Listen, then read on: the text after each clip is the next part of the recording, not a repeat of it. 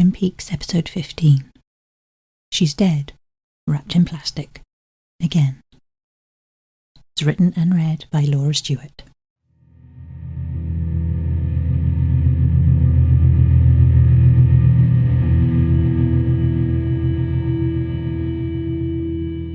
Of all the titles given to the episodes when they were aired in Germany, Twin Peaks episode 15, Drive with a Dead Girl, is my least favourite. Maddie Ferguson is not just a dead girl. And after her brutal murder in the last episode, it feels almost disrespectful to call her that. Yet the theme of lost identity and death is strong in Twin Peaks. Teresa Banks is well remembered by us avid watchers invested in her life. But her character in Fire Walk With Me had no family or friends come to identify or collect her body. She was a girl in trouble, likely a runaway or missing from home. Did her parents care where she was? Did they even know she was dead? We may never know. Same goes for Daria in season 3. She's a young woman who undoubtedly wants something more out of life, and caught in a predicament that she desperately wants to get out of, badly enough to risk trying to trick Mr. C. Daria ends up being the fourth known female murder victim of Bob, or at least the host of Bob. In season 3, Bob doesn't seem to be behind the wheel at all. Yes, of course, the fact that Frank Silver is no longer with us made it harder for Lynch to give him a big role, but there are always ways and means. Just look at Philip Jeffries. In my opinion, it felt like Cooper's doppelganger, Mr. C, has repressed Bob. He isn't even sure if Bob is still using him as a host. You're still with me. That's good. The breeziness of Mr. C's demeanour when he shoots Daria in the head is what stands them apart. It's a job to bad Cooper, not a crime of passion or the need to control and consume a woman he desires, as Bob would do. Mr. C has a mission to find Judy, no different to the good side of his soul, also on the hunt, but their approach to the task couldn't be further apart on the spectrum.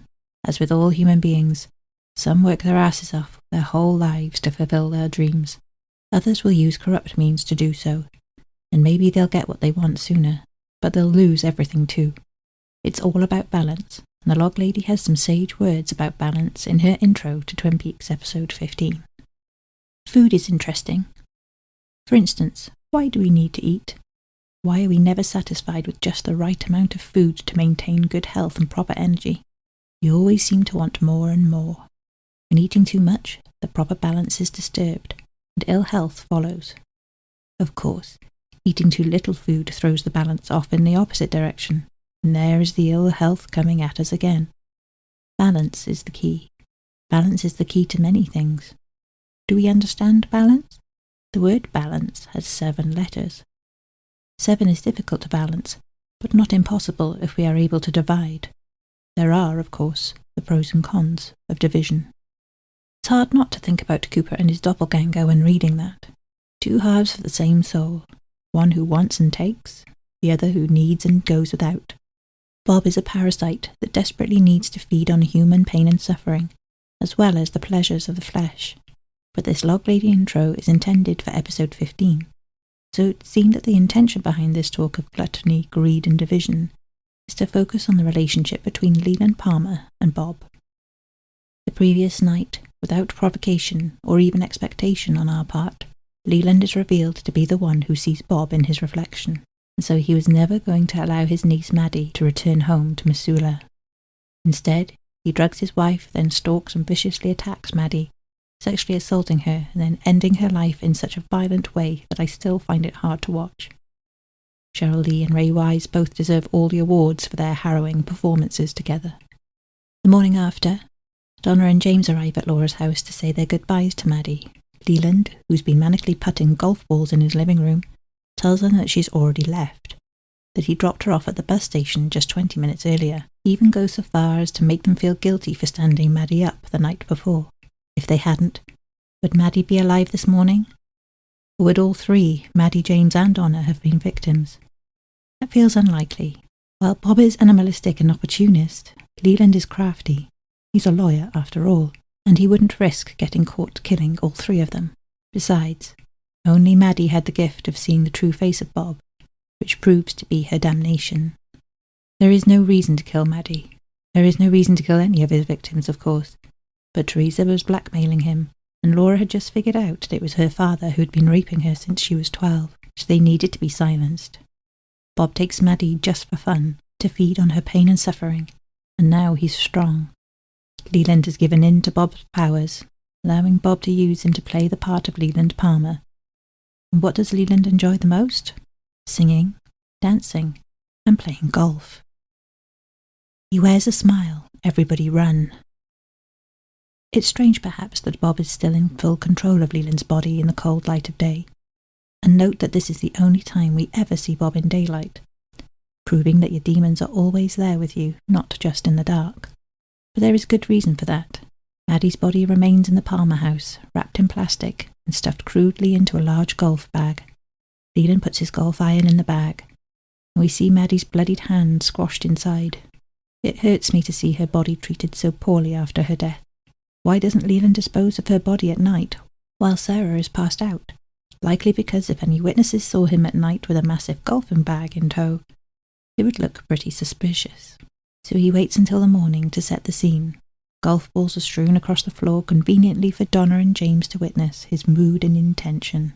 Then off to work at the Great Northern he goes, humming the jolly tune, Surrey with a Fringe on Top, from the musical Oklahoma. For anyone who doesn't know this already, Surrey with a Fringe on Top was a type of cart drawn by horses. The fringe sat on top of the wagon's canopy roof and was considered high class. So as the song goes, "When I take you out tonight with me, honey, here's the way it's going to be. You'll be set behind a team of snow-white horses in the slickest gig you'll ever see. Chicks and ducks and geese better scurry. When I take you out in the Surrey. When I take you out in the Surrey with a fringe on top. Watch that fringe and see how it flutters. When I drive them high-stepping strutters. Nosy pokes will peek through their shutters and their eyes will pop." Snow-white horses, you say? Sarah sees a white horse appear in her living room both when Laura is raped by Leland and Bob the night before her murder, and when Maddie is murdered. So it feels as if the horse is a symbol of death arriving to take the soul away. It makes Leland's happy whistling all the more grotesque. Cooper and Truman arrive in the Great Northern lobby to witness Leland dancing like Fred Astaire, using his golf club as a cane. Hotel guests watch and applaud his talents, while Coop and Truman clearly know something's not quite right. I guess they could put it down to a hysterical stage of grief, a breakdown of sorts. Coop senses it's more than that, but he can't act on a hunch.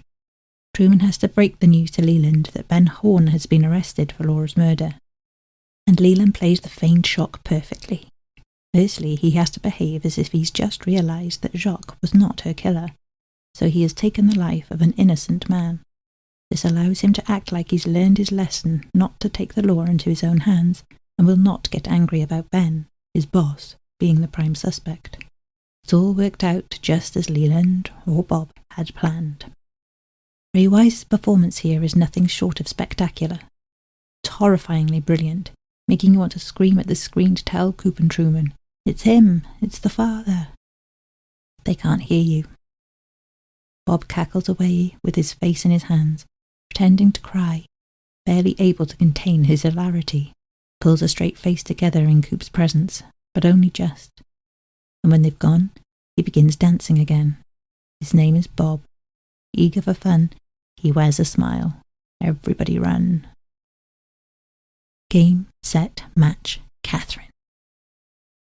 Meanwhile, Benjamin Horn has been arrested for the murder of Laura Palmer, and only has his hapless brother Jerry as his lawyer, as his actual lawyer was Leland, so yeah. Awkward. Even worse for Ben is that he has no alibi for his whereabouts on the night Laura was killed, because he was with Catherine, and Catherine is missing, presumed dead, after the mill fire, which Ben arranged. So he's really got his spotted socks in a tangle, hasn't he? I have to say, I never disliked Ben when I was a youngster.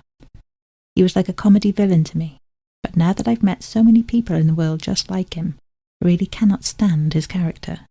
Richard Beamer plays the role to perfection, of course. Ben literally cannot believe that this is happening to him. Don't they know who he is? He is powerful, wealthy, and white.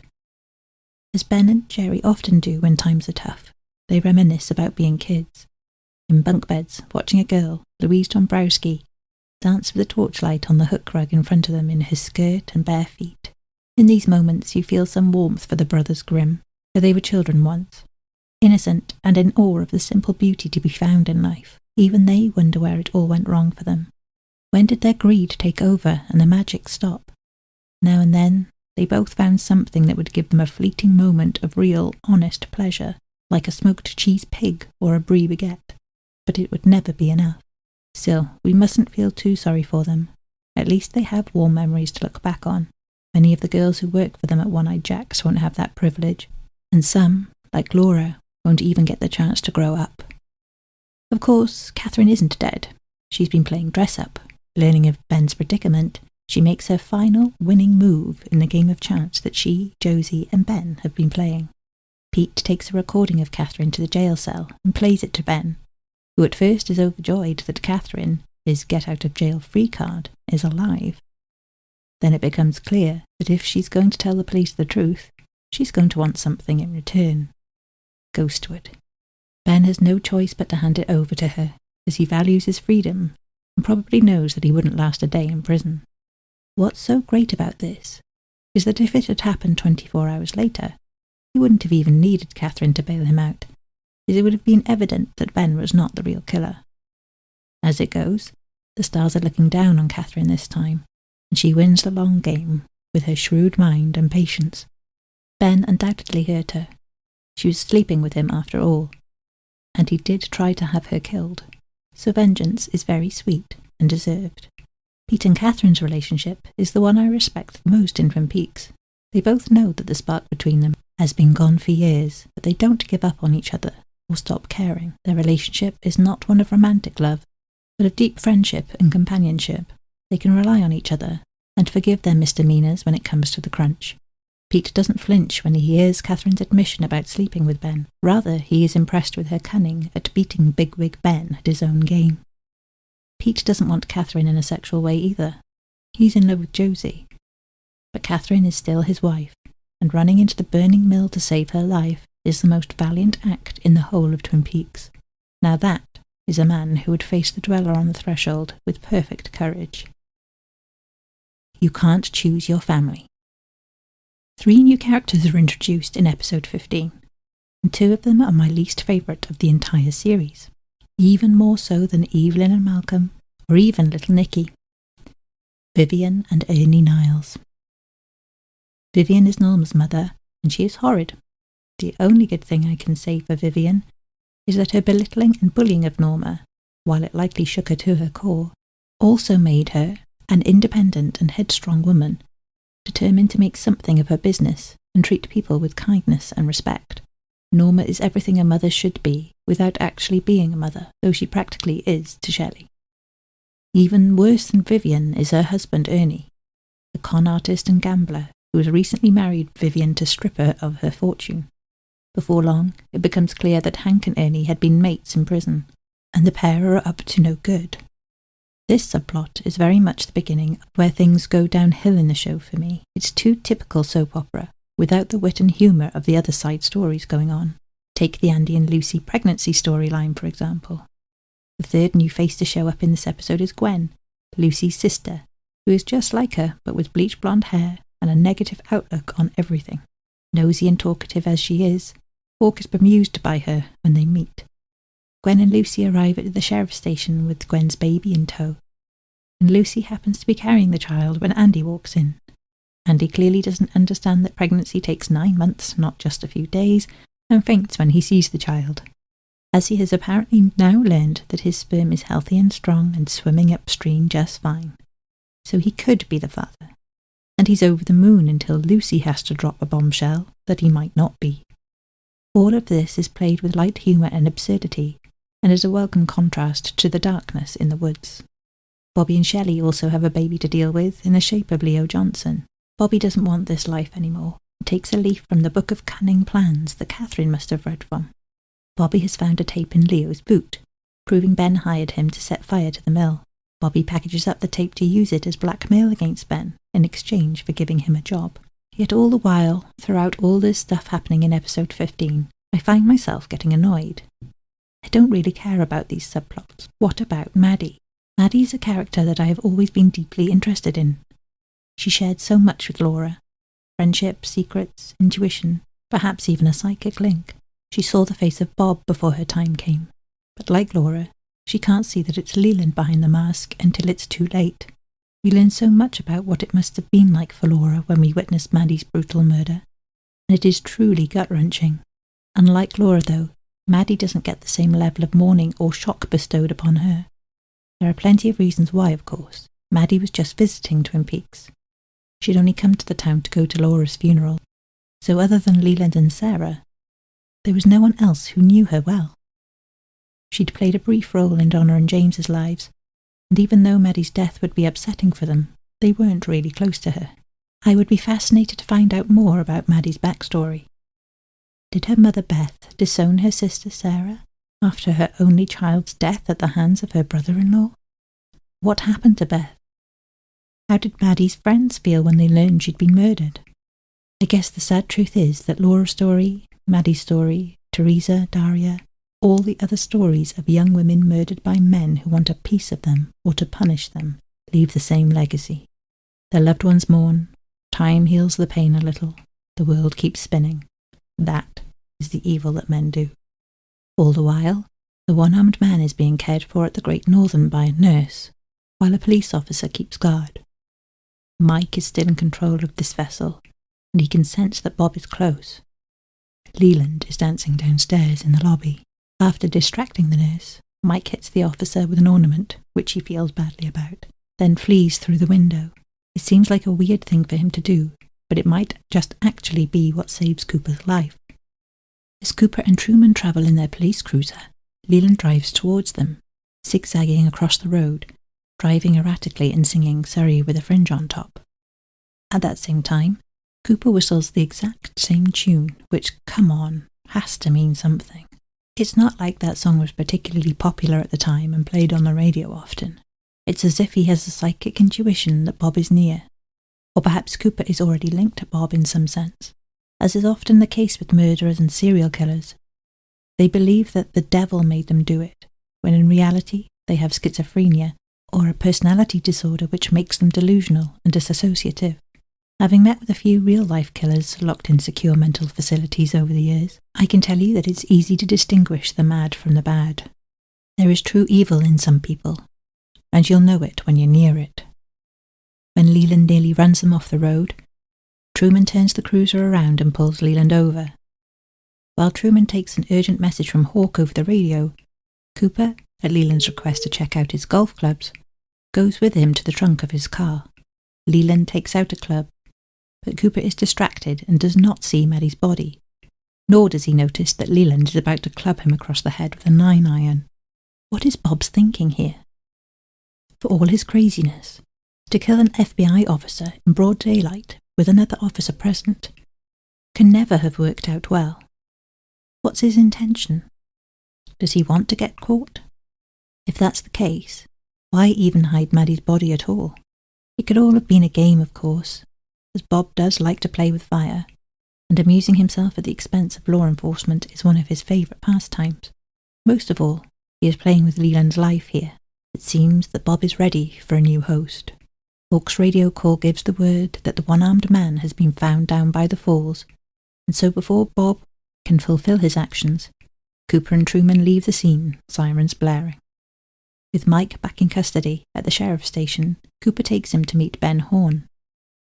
Mike recognises that Bob has been close, but that he's not there now. Jerry's animated behaviour gets Ben Horn charged with the murder of Laura Palmer by Truman. Cooper takes Truman to the side to tell him that he doesn't think that Ben is the killer. Truman is not convinced. Cooper, I've backed you every step of the way, but I've had enough of the mumbo-jumbo. I've had enough of the dreams, the visions, the dwarfs, the giants, Tibet, and the rest of the hocus-pocus. Cooper respects Truman's opinion and apologises to him. Stating that this is his backyard and he has overstepped the mark, Coop doesn't put up any fight. Nor is he upset to hear what Truman says about him. Is this a planned tactic to keep Ben there overnight to be used as a pawn to lure Leland to the roadhouse? Does Cooper just enjoy the fact that Ben is going through torture? Perhaps a little of both. At the end of the episode, Audrey visits Cooper in his hotel room and discusses her father's arrest. She's upset, of course, and perhaps feels a little guilty for being partly responsible for it, as her own investigations revealed he was the owner of One-Eyed Jacks. But ultimately, Audrey knows she did the right thing. She tells Coop that all she wanted was for her father to love her, but instead he was ashamed of her. She then clarifies that while she was at One-Eyed Jacks, she did not partake in any sexual activities. At this point, it's not that she wants to seduce Cooper. She knows that's never going to happen now. But she does want his respect. And to do that, she has to stop behaving mischievously. Her time learning from Cooper has allowed her to blossom into a very bright and beautiful woman with a kind heart. It is happening again. She's dead, wrapped in plastic. Coop and Audrey's moment is cut short when he receives a call to say that a body has been found in the water at the falls. It's Maddie, exactly how Laura was found washed up on the shore. Her face is peaceful too, just like her cousin's. But Maddie's face doesn't glisten in the morning sunshine. No sand twinkles like diamonds for her. Dirt from the water and bruises cover her face. Lit up by torches and police car lights, the discovery is far less enchanting than Laura's. But because we know who Maddie was, how she died, who killed her and why, Maddie is no mystery. To some, she might just be another victim, but we know better. She is a single blue rose wrapped in plastic. This is the last we'll see of Maddie, with the exception of her doppelganger, and barely a word is spoken of her again. Cheryl Lee's time in Twin Peaks ends again, and in the same way as it did in her very first scene. She has come full circle. Twin Peaks episode 15 is a terrifying hour of television, whether you see Bob as an evil demon possessing Leland like a parasite, or as the visual representation of his broken psyche. Is there really any difference? He has no control over either, and they both present the same tragedy. Thank you for listening to this audio article from 25yearslatersite.com. Intro and outro theme provided by Ryan Lineage.